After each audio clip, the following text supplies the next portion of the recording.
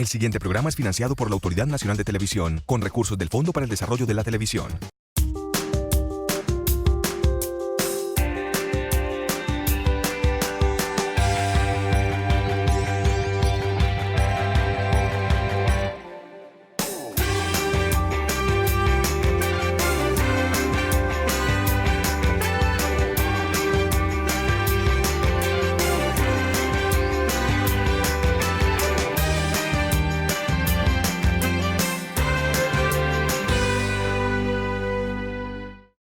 Bióloga de la Universidad de Antioquia, una apasionada por la naturaleza y por la conservación del medio ambiente, coordinadora del Grupo de Investigación en Biotecnología de la sede de investigación universitaria, donde han conseguido varias patentes por innovaciones tecnológicas. Habla la experiencia de Lucía Teortúa Garcés. Gracias por estar en nuestro programa, doña Lucía. Qué gusto tenerla en Habla la Experiencia. Muy amable, muchas gracias. Hablemos un poquito de su infancia. Usted nace en Medellín, en La Castellana. Vivían entonces con su padre, con su madre, su padre telegrafista, su madre ama de casa. 8 hijos, es la quinta. La quinta. ¿Cómo fue ese ambiente familiar? ¿Cómo fue su infancia? ¿Cómo transcurrió? Bueno, una familia normal, aunque sin muchos recursos, con bastantes sacrificios, pero una familia muy unida.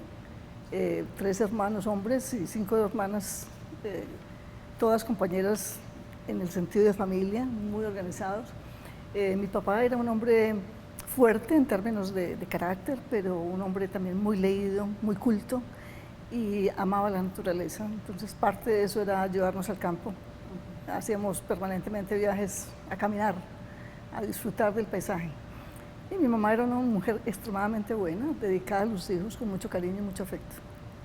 Recorrían el campo, nos dice usted, salía con su padre a pasear. Sí. Podríamos decir que desde esa época nace entonces como esa pasión por la naturaleza, Yo creo por que el medio parte ambiente, por lo que sería futuro su profesión como bióloga. Probablemente, todo eso tuvo que haber jugado.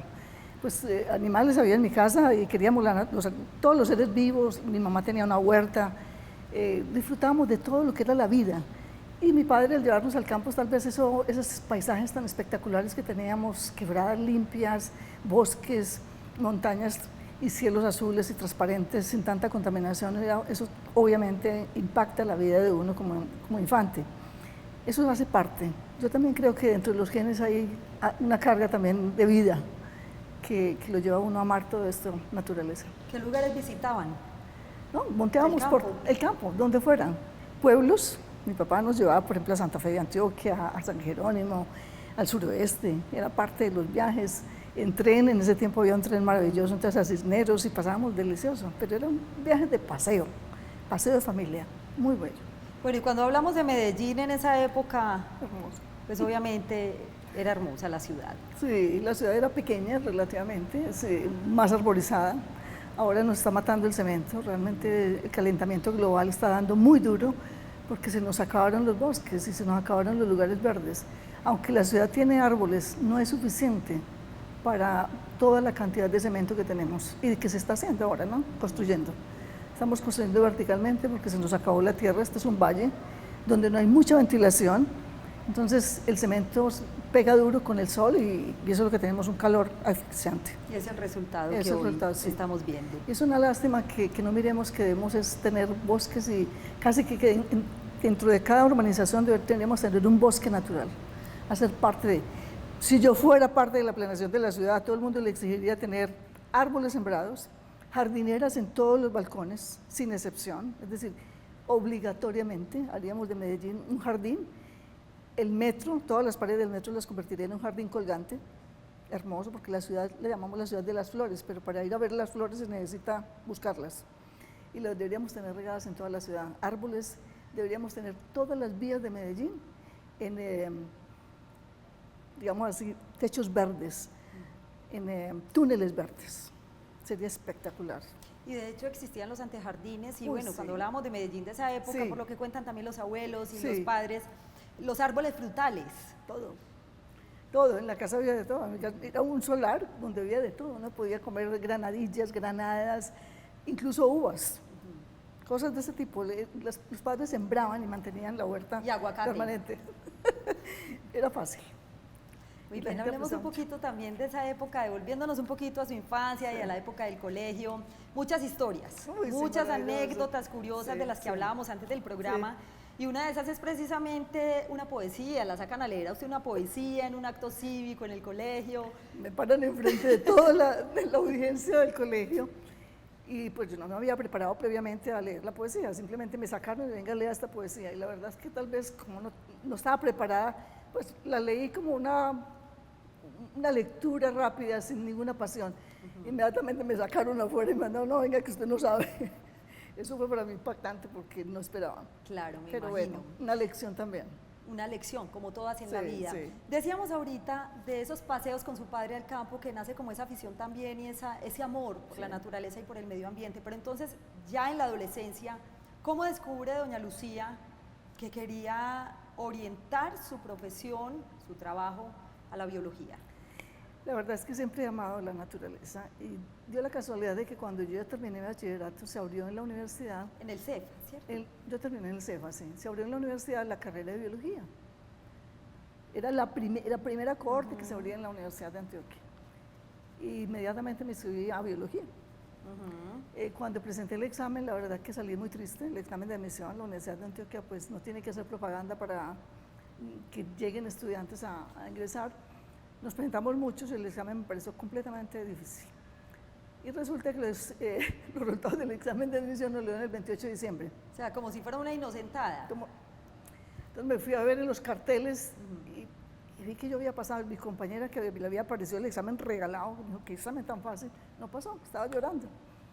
Pero yo quedé como intranquila, me fui a la casa y yo dije, pero 28 de diciembre, sería que sí, es cierto que yo vi mi nombre ahí, mi número. Volví al día siguiente, madrugué a las 5 de la mañana a ver si era verdad. Casi que no creía. Pero es que además no era una época muy fácil de ingresar a la universidad. Nunca ha sido. Y siempre se ha presentado mucha gente. Mucha gente. La Universidad de Antioquia tiene eso, que es como una universidad pública, una universidad relativamente barata para todos los muchachos, con todo, y con un prestigio realmente que lo ha tenido, entonces todos queríamos estar ahí. Y en todo ese proceso académico, doña Lucía, en la universidad existieron más bien dos personas que le dejaron más bien grandes enseñanzas. Cierto. ¿Quiénes son ellos? Bueno, el ¿Y fundador, qué aprendió de ellos? Sí, el director del Instituto de Biología, el que primero creó el instituto, se llamaba Fabio Heredia, era un zoólogo con una pasión extraordinaria. Sus clases eran absolutamente fascinantes. Yo puedo decir que yo sentía hambre cuando terminaban las clases. Ya se terminó, para mí era imposible que la clase hubiera terminado tan rápido. Eran apasionantes. Entonces eso le abre a uno un panorama de visión de la biología todavía mucho más hermosa. Y el otro fue un profesor indonesio graduado en Harvard, que creó el herbario de la Universidad de Antioquia y ese me albergó para el estudio de plantas. Ahí es donde empecé yo a trabajar con plantas. Él jamás me dio respuestas, era un tipo extraordinario, él sabía que era uno el que se formaba, entonces cuando yo ingresé a trabajar con él, jamás me dio respuestas. Y fue duro preguntar cosas y él jamás me respondía, simplemente me decía, mañana nos vemos. Y mañana nos vemos era que yo tenía que asumir la responsabilidad y aprender. Y fue realmente una historia de vida y un reto estar al lado de él. A él le debo mi formación como, digamos así, como yerbatera profesional, que digo yo que soy botánica. Profesional. Qué curioso es esa definición. Sí. Doña Lucía, vamos a hacer una pausa, pero hay mucho todavía de qué hablar, entre otras cosas de toda esa experiencia, de todos esos estudios, de esa formación que usted hizo en diferentes lugares, en Suiza, en Sudáfrica, en los Estados Unidos, hizo el doctorado en Nueva York. Y hay una anécdota muy curiosa en Japón, porque usted decía que su viaje al Japón, era como un viaje al futuro. ¿Por qué? Eso lo vamos a contar después de la siguiente pausa. Habla la experiencia de Lucía Ateortúa Garcés. Ya volvemos.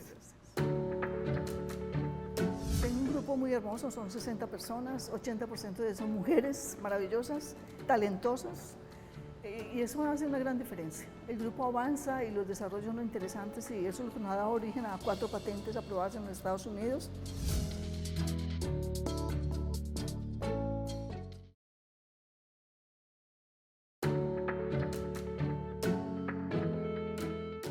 Si yo fuera parte de la planeación de la ciudad, a todo el mundo le exigiría tener árboles sembrados, jardineras en todos los balcones, sin excepción, es decir, obligatoriamente haríamos de Medellín un jardín El metro, todas las paredes del metro las convertiré en un jardín colgante, hermoso, porque la ciudad la llamamos la ciudad de las flores, pero para ir a ver las flores se necesita buscarlas.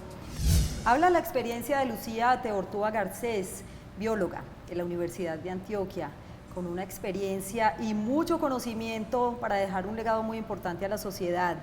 Doña Lucía, hablábamos antes de ir a la pausa de todos esos viajes, de esa experiencia que usted ha recogido, si lo podemos decir de esa manera, sí, de diferentes lugares donde ha estado: Suiza, Japón, Sudáfrica, el doctorado de Nueva York. Hablemos un poquito de esa experiencia. ¿Cómo fueron esas vivencias, esas historias? Yo pienso que han sido las mejores vivencias de mi vida. Y eso es lo que hago ahora con mis estudiantes. Mi interés es que todos viajen y mientras más lejos mejor. Porque salir del país te abre una dimensión diferente. Es decir, cuando yo me fui a Colombia, Colombia cabía en mi corazón. Pero... y en el de todos.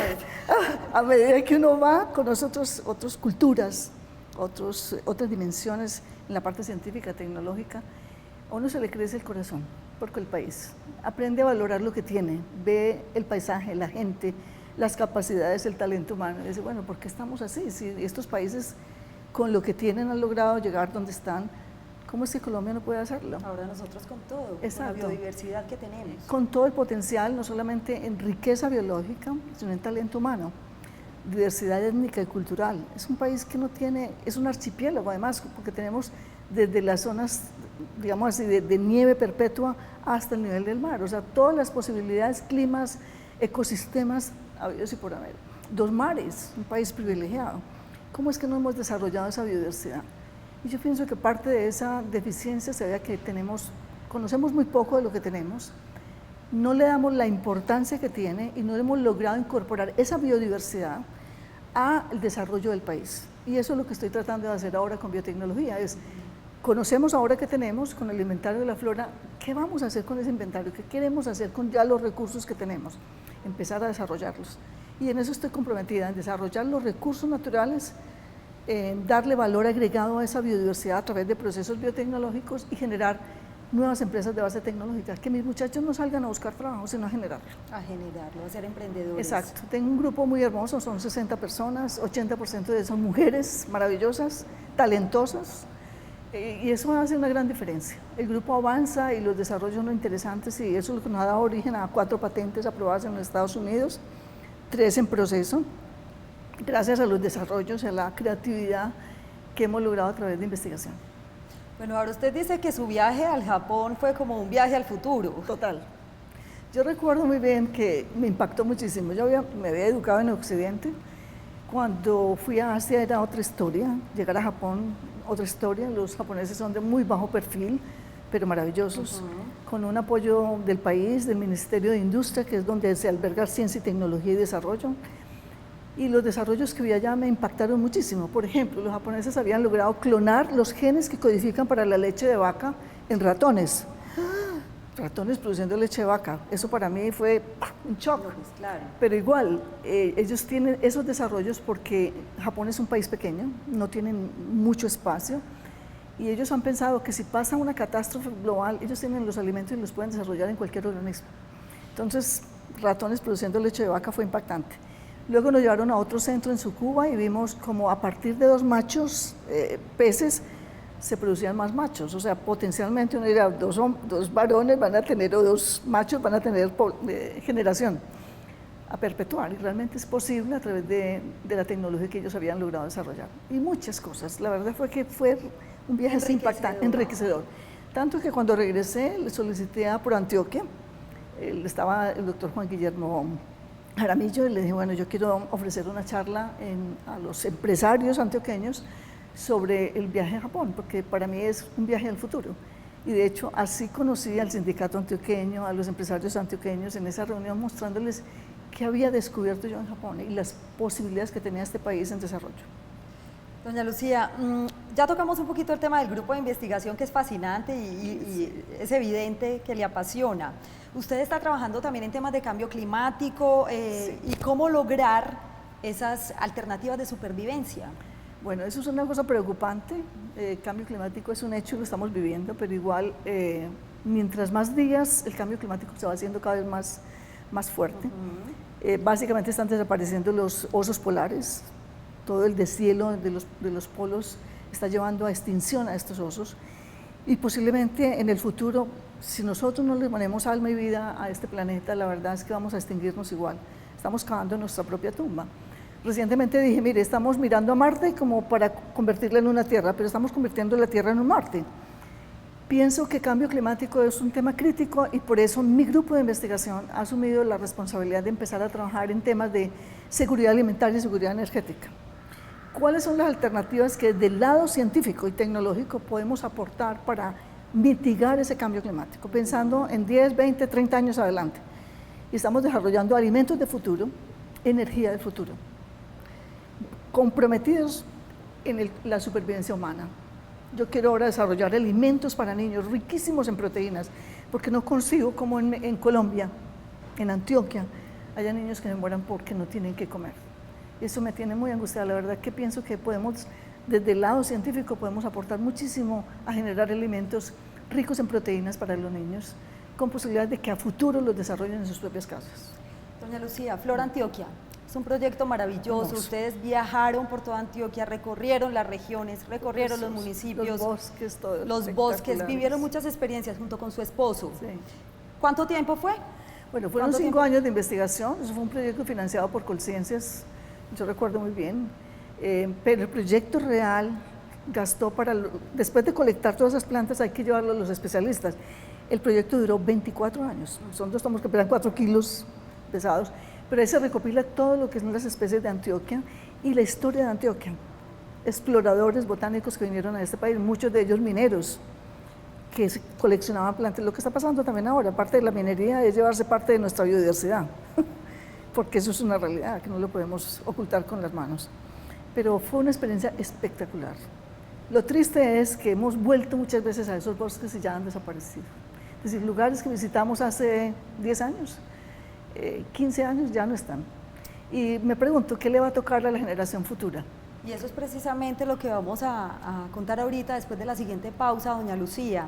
¿Qué le va a quedar a nuestras generaciones, a esas generaciones futuras? Porque es una preocupación que usted permanentemente ha expresado. Entre otras cosas, este es el año de la luz, según la ONU.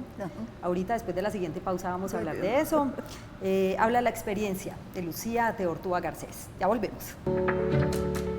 La luz ha sido un tema reiterativo en mi vida. De hecho, quería transferir genes de luz en plantas para sacar la ciudad, llenar la ciudad de luz natural.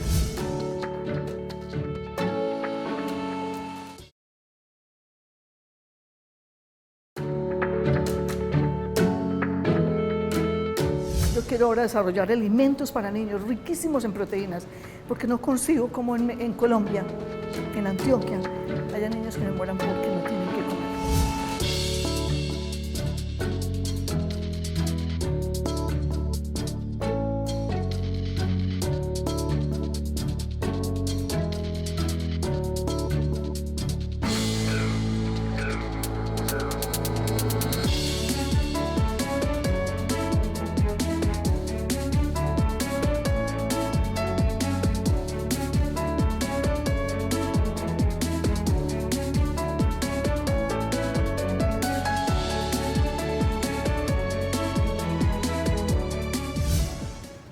Habla la experiencia de Lucía Teortúa Garcés. Antes de ir a comerciales, doña Lucía, hablamos de este grupo tan importante que usted lidera, que es el de investigación en biotecnología, de la sede de investigación universitaria de la Universidad de Antioquia. Entre esos logros que han obtenido, se lo voy a leer así tal cual, está el sistema de producción de proteínas con expresión diferencial y cuantitativa. ¿Nos podría explicar, por favor, qué significa esto y sobre este hallazgo? Muy bien. Yo quiero retomarlo con lo que dejamos hace un momento sobre la luz, el año de la luz. La ONU declaró este año el año de la luz y las tecnologías de luz. En mi laboratorio, yo he sido apasionada por la luz. De hecho, cuando salí al monte a colectar con mi papá, colectábamos luciérnagas y las llevaba en un frasco y las metía bajo la cobija para verlas, divinas, que ya no se ven. A los niños de la ciudad no saben qué es eso. Bueno, la luz ha sido un tema reiterativo en mi vida. De hecho, quería transferir genes de luz en plantas para sacar la ciudad, llenar la ciudad de luz natural. Independiente de esto, empezamos a trabajar en mi laboratorio con sistemas de iluminación LED. Sí. luz.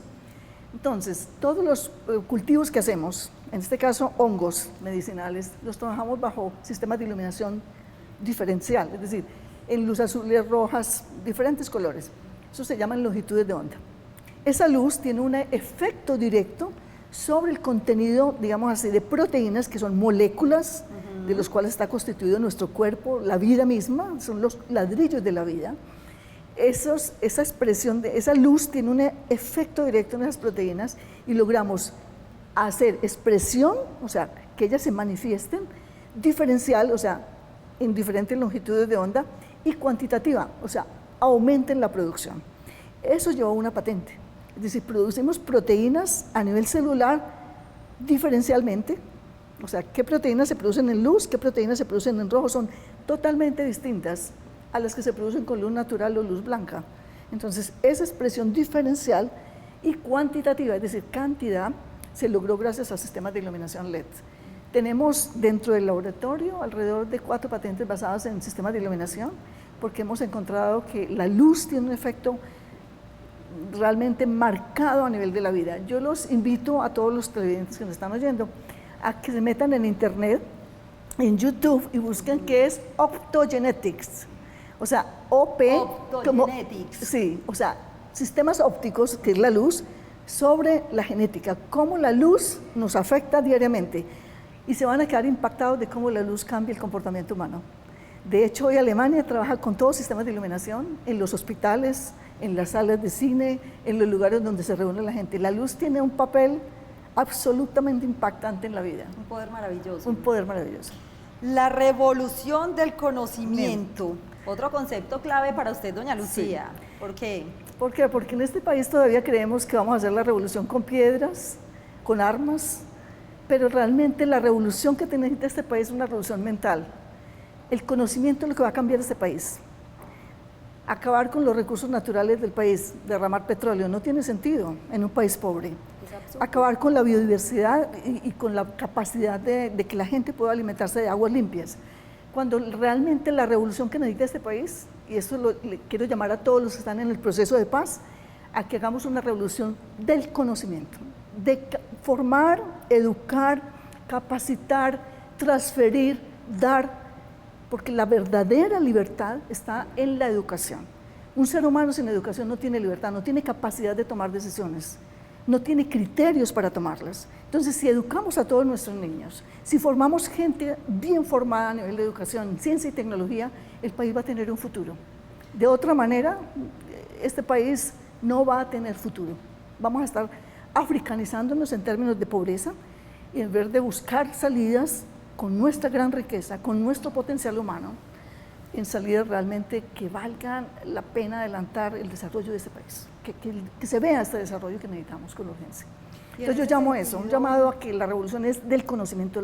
Dejemos la revolución de las armas, dejemos la revolución de mucha palabra, de la corrupción, que también para mí es un problema de guerra, cuando un corrupto se roba el país.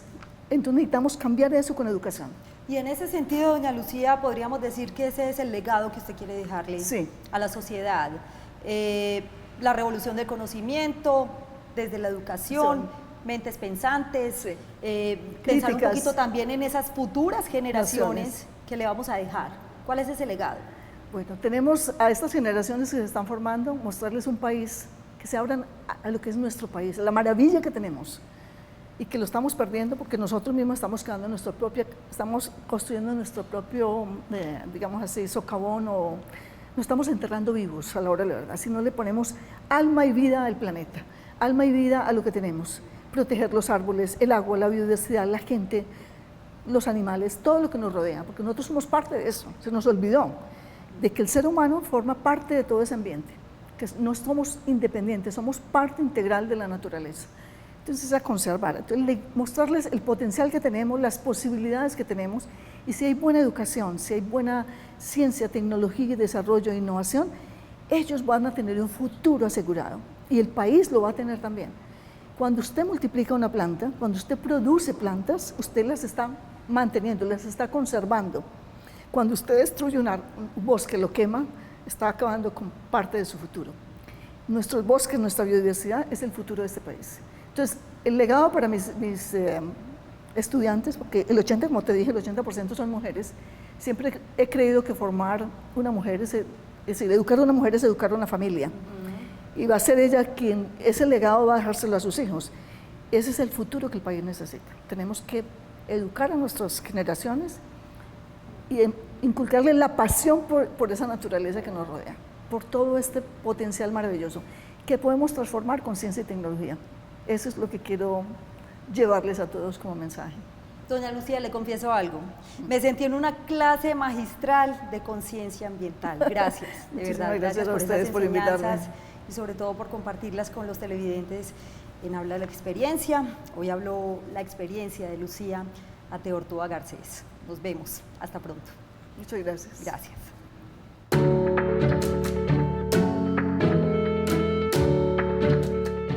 El anterior programa fue financiado por la Autoridad Nacional de Televisión, con recursos del Fondo para el Desarrollo de la Televisión.